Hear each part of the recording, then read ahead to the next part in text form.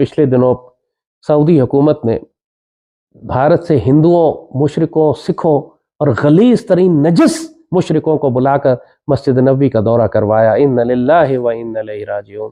जैद हामिद साहब वही है ना जो ला गजवा हिंद टोपी के वाले। बहुत, हाँ, गजवा हिंद के बहुत जी बड़े जी, वो हैं। बिल्कुल बिल्कुल, एग्जैक्टली वही है। आज पूरे पाकिस्तान में लोग तकलीफ में हैं। इस सब को देखकर मुसलमानों के अंदर बड़ी तशवीश है। इससे पहले तो कभी नहीं देखा गया कि वहाँ पर मुशरिकीन दाखिल हो रहे हों, या इससे पहले की जो हुकूमत आई उन्होंने भी वहाँ पर दाखिला नहीं होने दिया मुशरिकीन का। लेकिन ये जो बोर्ड हटाए जा रहे हैं तो इसका मतलब लगे क्यों थे? जैद जमान हामिद साहब, आपको पता है पाकिस्तान के कितने बड़े वो डिफेंस हैं। कभी वो बंदूक पकड़ के वो भागते फिर रहे होते, निशाने बांधते हुए नजर आ रहे होते, सब कहते हैं तो फलस्तीन जाने की तैयारी कर रहे हैं। कभी फिर लगता है कि तीसरी आलमी जंग जो स्टार्ट होने वाली है इसमें जाने की तैयारी कर रहे हैं। लेकिन इस बार उनके हाथ में तो बंदूक नहीं है, लेकिन उन्हें अपनी जुबान से जो तोप चलाई है, ये सिर्फ इन जगहों का ही बाप नहीं, सऊदी। दोस्तों नमस्कार। आज का जो ये वीडियो है काफ़ी इंटरेस्टिंग होने वाला है। दोस्तों जो हमारी स्मृति ईरानी मिनिस्टर थी, उन्होंने सऊदी अरब का मक्का मदीना का दौरा किया था। वो विवाद अभी भी पाकिस्तान में थमता हुआ नहीं दिख रहा।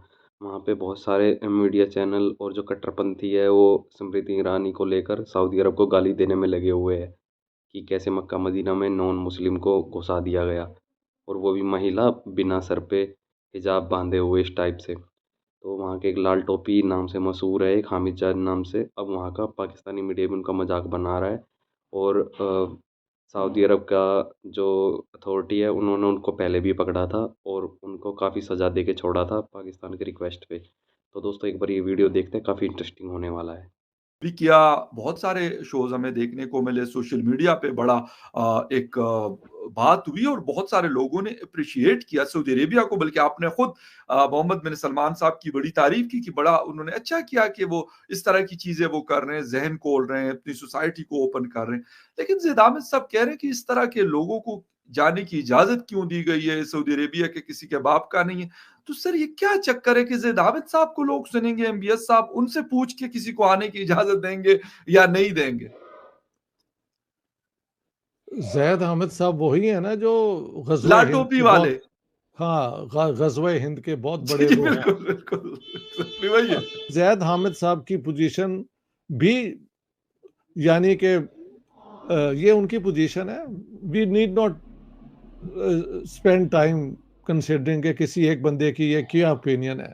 कई लोगों की ऐसी ओपिनियन हो सकती है, और इनको तो शायद सऊदी अरेबिया में जब गए थे तो अरेस्ट भी हुए थे, तो वहाँ पे बिल्कुल, उन्होंने इन्हें टिकाई भी होगी, वो तो ऐसे ही करते हैं बिल्कुल ना। हुई थी, हाँ, हाँ। तो एग्जैक्टली। उनका उनका कोई पर्सनल भी हो सकता है इस मामले में, समझ गए आप?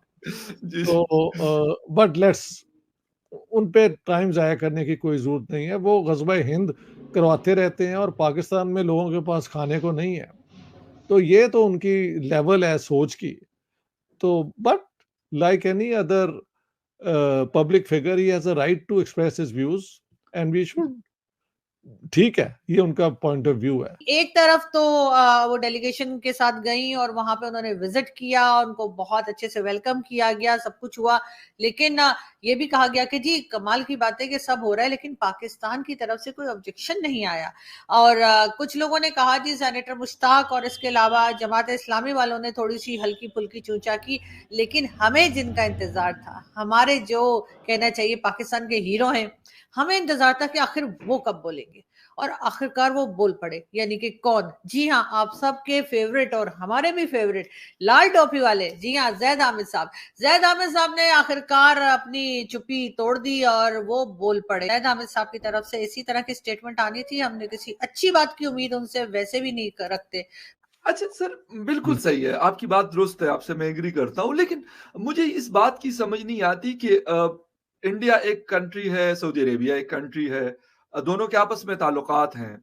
मैं ये नहीं कहता पाकिस्तान के ताल्लुकात नहीं है या बाकी दुनिया के ताल्लुकात उनके साथ नहीं है, लेकिन उन्होंने अपने एक इंटरेस्ट में चीज़ों को देख के अपनी फॉरेन पॉलिसी, पहले अमेरिकन सेंट्रिक पॉलिसी किसी ज़माने में हुआ करती थी, लेकिन अब चीन के साथ, रशिया के साथ और हिंदुस्तान के साथ, इन 3 लोगों के साथ बहुत क्लोज रिलेशंस उन्होंने बनाए हैं। वो जो आप कह रहे हैं कि वो 21st सेंचुरी के साथ चलना चाहते हैं, अपनी सोसाइटी को बेशक। ओपन करना चाहते हैं, तो लोग फिर मतलब इस तरह की रिलीजन को घसीट के क्यों लेके आ रहे हैं कि वो मुझे ये क्योंकि मेरा हमारी स्टेट की कोई एग्जिस्टेंस नहीं है बुनियादी तौर पे सिवाय एक मजहबी वो two nation theory. Okay, Saudi Arabia तो टू नेशन थ्योरी की बुनियाद पे तो नहीं ना बना। जी बिल्कुल, और इनसे पूछो कि चीन के साथ तुम्हारा कैसा रिश्ता बनता है पाकिस्तान का। उनकी तो ऑफिशियल आइडियोलॉजी एथिस्ट है। हाँ जी, वो तो खुदा को मानते ही नहीं है ना।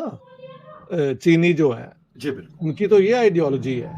तो उनके साथ अपना जैद हामिद और ये बाकी जो हैं उनको कोई इतराज नहीं है। एक जमाने में सऊदी अरेबिया सोवियत यूनियन को रिकॉग्नाइज नहीं था करता क्योंकि वो भी कम्युनिस्ट आइडियोलॉजी थी। वो सारा खत्म हो गया है। जी, दुनिया इन आइडियोलॉजिकल फिक्सेशंस की बजाय अपने नेशनल इंटरेस्ट के एतबार से रिश्ते बना रहे हैं। तो इसलिए हमारी सोच जो है वो दकियानूसी है। वो 21वीं सदी की सोच नहीं है।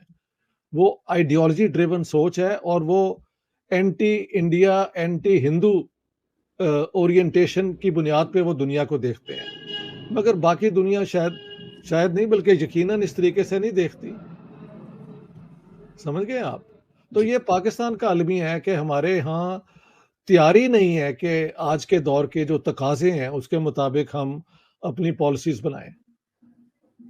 पॉलिसीज़ हम फिर ऐसी बनाते हैं जो हमारी पूरी आइडियोलॉजी के खिलाफ भी होती हैं। जी, हाँ जी, बिल्कुल, चीन के साथ जो हमारा रिश्ता है और जी ठीक है, बिल्कुल, स्टेट टू स्टेट रिश्ता है, पाकिस्तान को एक सेंस ऑफ स्टेबिलिटी मिलता होगा, बिल्कुल, मैं बिल्कुल, मानता हूँ। लेकिन वो तो एथिस्ट आइडियोलॉजी है। और ज़ैद अहमद को पूछो, कोई खुदा का खौफ करो। हिंदुस्तान के अंदर 230 मिलियन मुसलमानों के लिए तुम्हारे ये जो इस किस्म के एंटी इंडिया, ग़ज़वा हिंद किस्म के बयान हैं, वो किसी को नुकसान नहीं पहुँचाते। वहाँ के मुसलमानों को वो एक फिफ्थ कॉलम की शक्ल में ले आते हैं। या तो दरवाजे खोलो ना और सारे हिंदुस्तान के मुसलमानों को आने दो, क्योंकि पाकिस्तान तो बना ही इस्लाम और मुसलमानों को बचाने के लिए था। वो भी इन्होंने नहीं करना। तो इनके पास कोई आर्ग्यूमेंट नहीं है जो कि एक क्या कहते हैं सस्टेन्ड रीजनिंग की बुनियाद पे हो। लेकिन मेरा सवाल ज़ैद साहब से ये है कि पाइन ये जो आप कह रहे हैं कि क्या ये जो सऊदी अरेबिया है वो बाप लगता है इनका? तो इन तमाम जगहों का बाप कौन है? आप हैं। वो सिर्फ इन जगहों का ही बाप नहीं है सऊदी अरेबिया। सऊदी अरेबिया ਤੁਹਾਡਾ भी बाप है। जी दोस्तों, देखा आपने वीडियो कैसे पाकिस्तान के ही खुद कुछ पत्रकार उस जो लाल टोपी नाम से मशहूर है उसका मजाक बनाने में लगे हुए हैं और ये बोलने में लगे हुए हैं जिसको तुम धमकी दे रहे हो ना, अ, सऊदी अरेबिया, वो पाकिस्तान का बाप है। लोन देता है वो पाकिस्तान को, उनके टुकड़ों पे पाकिस्तान पलता है, तेल तक फ्री में देता है। अगर आज सऊदी अरब चाहे ना पाकिस्तान को सड़क पर ला सकता है, फिर भी वो सोच रहे हैं हम इस्लाम के ठेकेदार हैं और जो हम चाहेंगे वो सऊदी अरेबिया करेगा। दोस्तों आपको बता दें सऊदी अरेबिया इन दिनों अपनी जो सोसाइटी है उसको मॉडर्नाइज करने में लगा हुआ है और सभी धर्म के लोगों को लिए वहाँ पे प्लेसेस और जो स्पेस है वो देने में लगा हुआ है, जिसको लेकर और जैसे पाकिस्तान जैसे मुस्लिम देश जो पूरे के पूरे 99% जो लोग हैं कन्वर्टेड है, फिर भी अपने आप को वो ये मान रहे कि हम इस्लाम के ठेकेदार हैं। और जो सऊदी अरब जहाँ से इस्लाम निकला वहाँ के लोग ऐसा कर रहे हैं, फिर भी इनको पता नहीं क्या दिक्कत हो रही है। जो हमारी स्मृति ईरानी है वो हज कोटे के लिए, जो भारतीय मुस्लिम है उन्हीं के लिए मक्का मदीना का उन्होंने दौरा किया और एक्स्ट्रा हज कोटा लेने के लिए वहाँ पे बात की सऊदी अरब में, जिसका फ़ायदा भारतीय मुसलमानों को ही होगा। कोई हिंदू तो वहाँ पे हज करने जाएगा नहीं। फिर भी पाकिस्तान में इस चीज़ को कुछ लोग जो कट्टरपंथी है और जो मौलाना टाइप के लोग हैं जिनकी सोच अभी भी वहीं अटकी हुई है 13वीं सदी से पहले वाली 7वीं सदी पर अटकी हुई है। तो इसको लेकर पूरे पाकिस्तान को जो समझदार मीडिया है, जो जर्नलिस्ट है, वो इसका मजाक भी उड़ा रहे हैं और ये वही शख्स है जो हमेशा गजवा हिंद इस टाइप की बातें करता रहता है। तो दोस्तों आपको ये वीडियो देखकर कैसा लगा हमें कमेंट करके कमेंट बॉक्स में बताइएगा और ऐसी ही आने वाली वीडियो के लिए हमारे इस चैनल को सब्सक्राइब ज़रूर कीजिए। आपका बहुत बहुत धन्यवाद दोस्तों।